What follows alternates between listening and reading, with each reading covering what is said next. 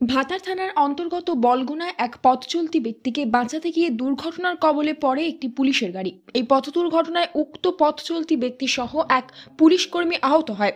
জানা যায়, বুধবার সকালে কাটোয়া থেকে একটি পুলিশের গাড়ি আসামি নিয়ে বর্ধমান আদালতের উদ্দেশ্যে যাচ্ছিল। বুধবার সকালে কুয়াশার প্রকোপ বেশি থাকায় বলগুনা বাজারের কাছে দুর্ঘটনার কবলে পড়ে পুলিশের গাড়িটি। প্রত্যক্ষদর্শীরা জানায়, কুয়াশার কারণে পথ চলতি ব্যক্তিকে আগে থেকে দেখতে না পাওয়ায় দুর্ঘটনার কবলে পড়ে পুলিশের গাড়িটি। জানা যায়, পথ চলতি ওই ব্যক্তিকে বাঁচাতে গিয়ে পুলিশের গাড়িটি নিয়ন্ত্রণ হারিয়ে উল্টে যায় নয়নজুলিতে। কি ঘটনা ঘটলো? কাটোয়া থেকে একটা গাড়ি আসছিল আসামি নিয়ে। কিসের গাড়ি?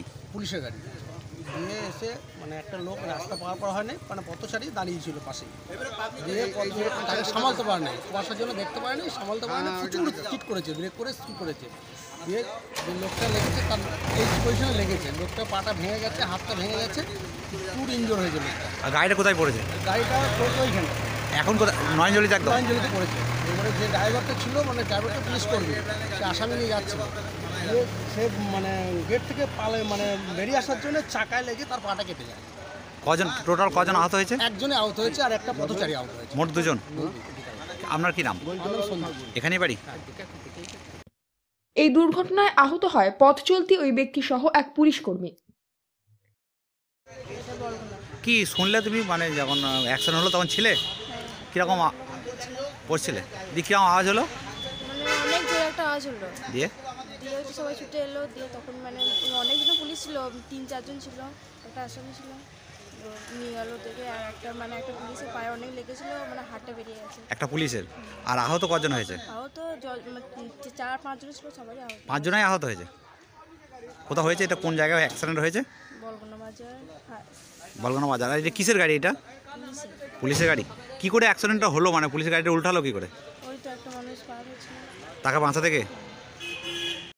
কাটোয়ার শিক্ষা জগতের একটি সুপরিচিত নাম সারস্বত মিশন স্কুল। আপনার সন্তানকে যুগোপযোগী শিক্ষায় শিক্ষিত করে তুলতে আমরা বদ্ধপরিকর। পড়ুয়াদের বাংলা, ইংরেজি, হিন্দি 3টি ভাষায় সাবলীল করে তুলতে ভাষা শিক্ষা, অঙ্কন, আবৃত্তি, কম্পিউটার শিক্ষা, সেই সঙ্গে শরীর চর্চার প্রশিক্ষণ প্রদান করা হয়। বর্তমানে 2024 শিক্ষাবর্ষে সীমিত সংখ্যক আসনে ভর্তির প্রক্রিয়া চলছে। আপনার সন্তানের উজ্জ্বল ভবিষ্যতের জন্য বেছে নিন Saraswat mission school. Saraswat mission school ঠিকানা বিদ্যাসাগর পল্লী সার্কাস ময়দান, কাটোয়া।